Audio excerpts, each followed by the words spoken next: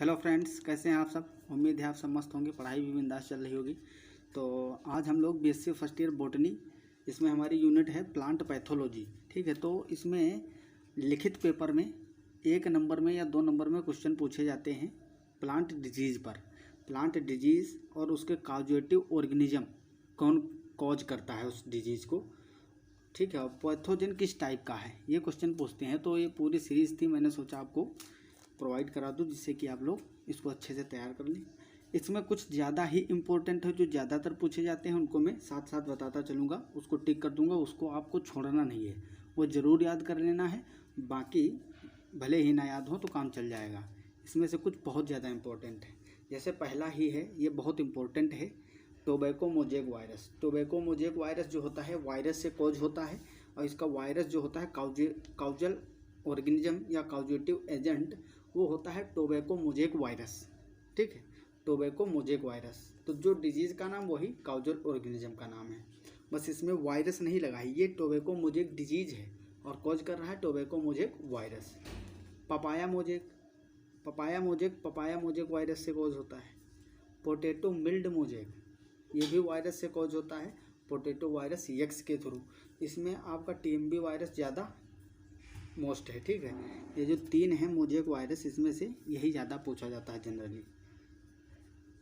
अगला है potato leaf roll, 4th number, potato leaf roll disease. ये भी वायरस के थ्रू कॉज किया जाता है, पोटैटो लीफ रोल वायरस से। वेन क्लियरिंग ऑफ भिंडी इम्पोर्टेंट है। वेन वेंडिंग और वेन क्लियरिंग, ये 2 टाइप के डिजीज़ होते हैं भिंडी के। वेन क्लियरिंग ऑफ भिंडी वायरस के थ्रू कॉज होता है, इसका कॉजेटिव एजेंट होता है hibiscus yellow vein mosaic virus. ये हिबिस्कस पे भी बहुत ज़्यादा डिजीज़ कॉज करता है, hibiscus yellow vein mosaic virus. टेस्टीजा या quick decline of citrus virus के थ्रू कॉज होता है, सिट्रस टेस्टीजा वायरस। अगला है बंची डिजीज़ ऑफ बनाना। जो बंची डिजीज़ है ये भी वायरस के थ्रू कॉज होता है, और म्यूसा वायरस फर्स्ट के थ्रू कॉज होता है। पोटैटो स्पिंडल ट्यूबर डिजीज़, ये इम्पोर्टेंट है। ठीक है, जो इम्पोर्टेंट है बहुत ज़्यादा, उस पर मैं साथ साथ टिक करता जाऊंगा, इसको आपको याद ही कर लेना है। और इसका जो है PDF भी सेंड कर दूंगा मैं टेलीग्राम में। ये वायरॉइड से डिजीज़ कॉज होता है, ये बहुत ही इम्पोर्टेंट वायरॉइड का डिजीज़ है, पोटैटो स्पिंडल वायरस। ठीक है, viroid disease. Potato spindle tuber viroid होता है, उसी के थ्रू ये कॉज किया जाता है। लिटिल लीफ ऑफ ब्रिंजल, ये भी काफ़ी इम्पोर्टेंट है, ये पूछा भी गया था, DDU में पूछा था। लिटिल लीफ ऑफ ब्रिंजल किसके थ्रू कॉज किया जाता है, तो माइकोप्लाज्मा हो सकता है, या वहाँ पे फाइटोप्लाज्मा होगा, तब भी आप टिक कर देंगे। क्यों? क्योंकि माइकोप्लाज्मा जब प्लांट पे डिजीज़ कॉज करता है तो उसको फाइटोप्लाज्मा भी बोल दिया जाता है। ये माइकोप्लाज्मा लाइक बॉडीज़ MLB से कॉज किया जाता है। सेंडल स्पाइक माइकोप्लाज्मा के थ्रू, माइकोप्लाज्मा लाइक बॉडीज़ के थ्रू कॉज होता है। बैक्टीरियल ब्लाइट ऑफ पैडी, ठीक है, धान में जो ब्लाइट लग जाता है बैक्टीरिया के थ्रू, वो बैक्टीरिया जिंथोमोनास ओराइजी के थ्रू होता है। ब्लाइट ऑफ पैडी, या इसको कहते हैं लीफ ब्लाइट ऑफ राइस, ये भी बोल सकते हो। ठीक है, तो ये बहुत इंपॉर्टेंट है, इसको भी काफ़ी पूछा जाता है। सिट्रस कैंकर बहुत ही महत्वपूर्ण है, सिट्रस कैंकर पे भी क्वेश्चन ज़्यादातर पूछता है। सिट्रस कैंकर जो है बैक्टीरियल डिजीज़ है, जंथोमोनास सिट्री से कॉज किया जाता है। टुंडा डिजीज ऑफ व्हीट बैक्टीरिया के through, कोरोनी bacterium टिटिसाई।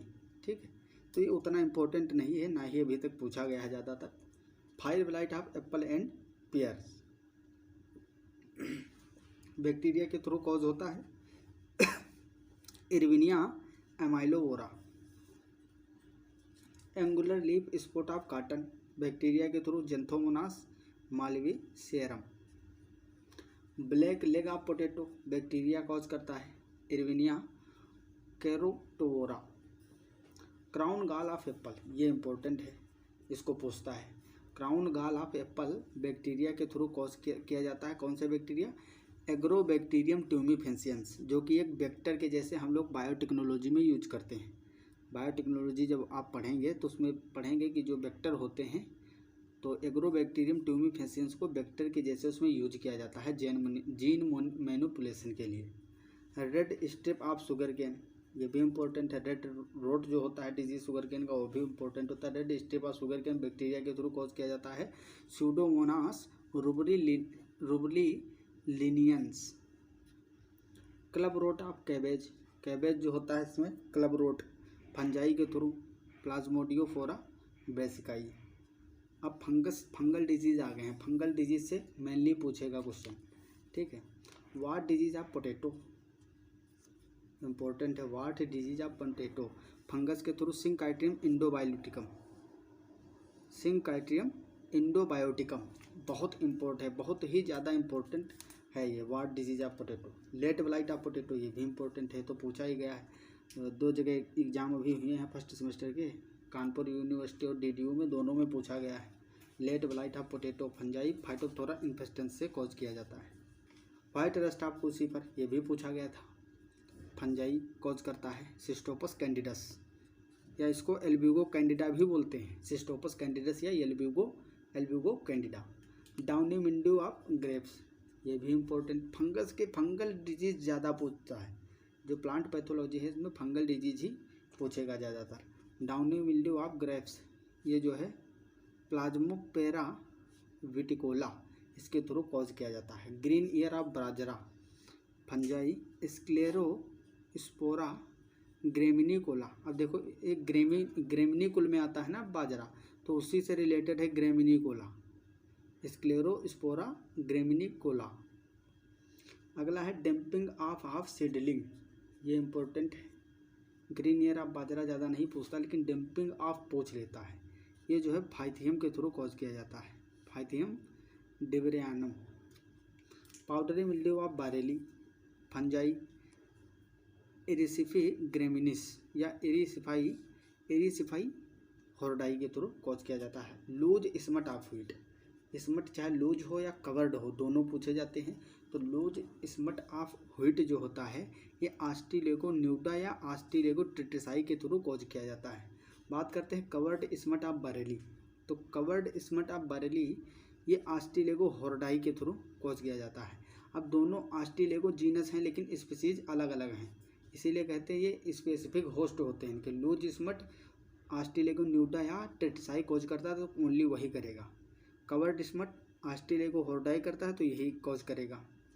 Black rust of wheat, ये भी बहुत ज़्यादा इंपॉर्टेंट है। Black rust of wheat fungus के थ्रू कॉज किया जाता है। पक्सीनिया ग्रेमिनिस, जो कि एक हेट्रोसिस फंजाई है, और ये डिजीज़ कैसा होता है, हेट्रोसिस डिजीज़ होता है। पूछता है, देखो लिखित पेपर में जो सेक्शन ए में क्वेश्चन रहता है शॉर्ट वाले, उसमें पूछेगा कि किसी एक हेट्रोसिस रस्ट का नाम लिखिए, या हेट्रोसिस डिजीज़ का, या हेट्रोसिस डिजीज़ कोज करने वाले एजेंट का नाम लिखिए, इस तरह से क्वेश्चन पूछेगा। रस्ट ऑफ लिंसीड, ये मिलम्पसोरा लिनाई के थ्रू कॉज किया जाता है। Tikka disease of groundnut, also very important. Tikka disease of groundnut fungi Cercospora personata, इसके थ्रू कॉज किया जाता है। सार्कोस्पोरा पर्सोनाटा बहुत ज़्यादा इंपॉर्टेंट है ये। अर्ली ब्लाइट ऑफ पोटैटो, ये भी बहुत इंपॉर्टेंट है। अल्टरनेरिया सोलेनी के थ्रू कॉज किया जाता है। Red rot of sugar cane, ये तीनों भैया बहुत ज़्यादा पूछे जाते हैं। Tikka disease of groundnut, early blight of potato, red rot of sugar cane, ठीक है। ये कोलिटोट्राइकम फैलगाटम के थ्रू, इसको DDU में पूछा भी था, DDU और कानपुर यूनिवर्सिटी दोनों पूछा गया था। पनामा डिजीज ऑफ बनाना, ये फ्यूजेरियम के थ्रू कॉज किया जाता है। फ्यूजेरियम की 2 स्पीसीज रिस्पॉन्सिबल होती हैं इसमें डिजीज कॉज करने की, ये उतना इंपॉर्टेंट नहीं है। विल्ट ऑफ पिजन पी, ये भी इतना इंपॉर्टेंट नहीं, फ्यूजेरियम से ही कॉज किया जाता है। Bunt of rice, bunt of rice जो है Tilletia horrida. Peach leaf of curl, peach leaf of curl, peach leaf of curl जो है टेफ्रीना डिफॉर्मस, ठीक है, डिफॉर्मेंस, इसके थ्रू कॉज किया जाता है। मोलिया डिजीज ऑफ बारेली, निमेटोड्स, ये देखो 2 निमेटोडल डिजीज इसमें लिए गए हैं, जो कि हेटेरोडेरा इवेनी के थ्रू कॉज किया जाता है। Ear cockle of wheat, nematodes Anguina tritici के थ्रू कॉज किया जाता है। इंसेक्ट गाल डिजीज ये भी पूछ लेता है। तो ये कीड़ों के थ्रू कॉज किया जाता है। इसके लिए बहुत सारे कीड़े रिस्पॉन्सिबल होते हैं इंसेक्ट गाल डिजीज़ के लिए, तो इसीलिए इसमें नाम नहीं लिखा हुआ है। लेकिन ऐसे पूछेगा ये क्वेश्चन, फंजाई के थ्रू कॉज किया जाता है इंसेक्ट गाल डिजीज़ या इंसेक्ट के थ्रू या बैक्टीरिया के थ्रू, तो उसमें आपको इंसेक्ट टिक करना है। पार्टिकुलर इंसेक्ट का नाम नहीं पूछेगा क्योंकि बहुत सारे इंसेक्ट इसमें आते हैं। एफिड, जेसिड ये सब होते हैं ना, टिड्डा वगैरह, ये सब कॉज करते हैं। अब कुछ कॉमन डिजीज़ और हैं, ठीक है, ये इतने इसको भी देख लेते हैं क्योंकि वो तो इन्फेक्शियस डिजीज़ थे, किसी न किसी पार्टिकुलर एजेंट के थ्रू कॉज किए जाते थे। लेकिन ये डिजीज़ जो हैं ये डिफिशियंसी के कारण होते हैं। कैसे? किसी चीज़ की कमी के कारण, ठीक है। ये नॉन पैरासिटिक होते हैं, इसमें कोई पैरासाइट अटैक नहीं करता है पौधे पर, और ऐसे ही डिजीज़ हो जाते हैं।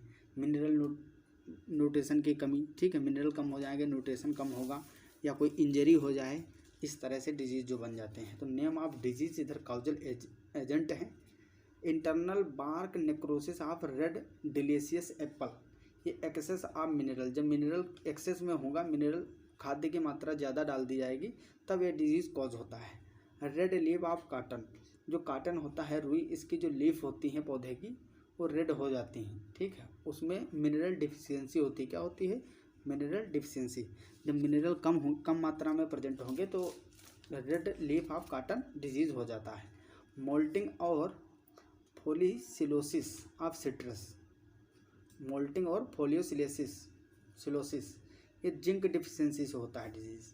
जो सिट्रस होता है नींबू का पौधा, उसमें मोल्टिंग या फोलियोसिलोसिस हो जाता है जिंक की कमी के कारण। Tip burn of paddy, oxygen deficiency. Tip burn आप लोग अगर गांव से होंगे तो देखे ही होंगे, जो धान का पौधा होता है उसकी जो ऊपर वाली टिप होती है, जिसको पलुई बोलते हैं, क्या बोलते हैं, जो ऊपर की टिप होती है वो हल्की रेड कलर की हो जाती है, येलोइश रेड। तो क्या होता है? ऑक्सीजन की डिफिशियंसी के कारण होती है।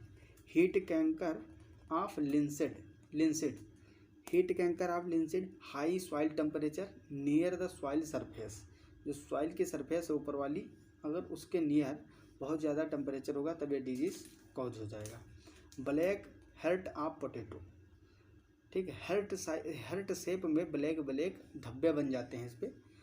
High temperature and poor ventilation, ये कब होता है? जब पोटैटो जो हमारे होते हैं, जब इसको लेट हम लगाते हैं खेतों में, पोटैटो ऐसे सितंबर अक्टूबर में स्टार्ट हो जाता है बुआई, इसकी नवंबर तक चलती है। जब हम दिसंबर तक करते हैं, दिसंबर के बाद भी करते हैं, तो या जनवरी में करते हैं, लगभग 3 से 4 महीने में फसल तैयार हो जाती है हमारे पोटैटो की। तो इसको अगर लेट बुआई करते हैं तो इस समय तक खुदाई होती है इसकी, ठीक, फसल कटती है, तो उसमें जो है ज़्यादा टेम्परेचर हो जाता है, तब ये डिजीज़ देखने को मिलता है, ब्लैक हर्ट ऑफ पोटैटो। जो इस टाइम खुदाई हो रही होगी आलू की, उसमें क्या होगा? बहुत ज़्यादा धब्बे आपको देखने को मिलेंगे ब्लैक कलर के। अगला है ब्लैक टिप और मैंगो नेक्रोसिस। नेक्रोसिस मतलब टिश्यू की डेथ, टिश्यू या सेल की डेथ। ब्लैक किल फ्यूमस इंजेरियस एटमॉस्फेयर, अगर एटमॉस्फेयर इंजेरियस है तो ये डिजीज़ हो जाता है, उसके टिश्यू और सेल्स डेड होने लगते हैं। Blossom end rot of tomato, blossom end rot of tomato, ये न्यूट्रिशनल डिसऑर्डर है, ठीक है, और डेरेंजमेंट ऑफ वाटर बैलेंस, इन कारणों के थ्रू हो जाता है। तो आई होप ये चीज़ें आपको समझ में आ गई होंगी, और इनमें से जितने मैंने बताया है वो उधर कॉजेटिव एजेंट और जो डिजीज़ थे, डिजीज़ टाइप, पैथोजन का टाइप, ये इसमें से जितने मैंने टिक किया है इसको आपको ज़रूर याद कर लेना है। चाहे स्क्रीनशॉट ले लीजिए या फिर टेलीग्राम पे मैं सेंड कर दूंगा, क्योंकि इसमें से आपका चाहे ऑब्जेक्टिव हो या फिर थ्योरेटिकल हो, लिखित पेपर हो, रिटन, हर जगह इसमें से क्वेश्चन आपको पक्का 100% देखने को मिलेंगे। तो लगभग 2 से 4 नंबर तक यहाँ से आपके बन सकते हैं।